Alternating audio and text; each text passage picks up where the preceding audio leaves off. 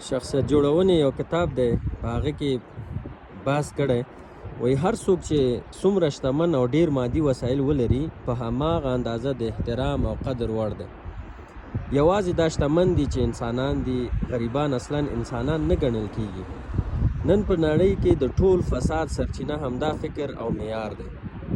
پایله یې همدا ده چې هر څوک غواړي شتمن شي او هر څوک دې کار ته د رسیدو لپاره له روا او ناروا لارو رسیدل غواړي، ځکه هغوی په دې باور دي چې عزت او کرامت په همدې مال او شتمني کې ده. تاسو څه فکر کوئ چې رښتیا هم مال او شتمني؟ خلک وایي که نه وایي حاجي صاحب ستا مرچکی خوږ دی او زمونږ ګوړه ترخه ده ځکه چې وي پیسه دار یې.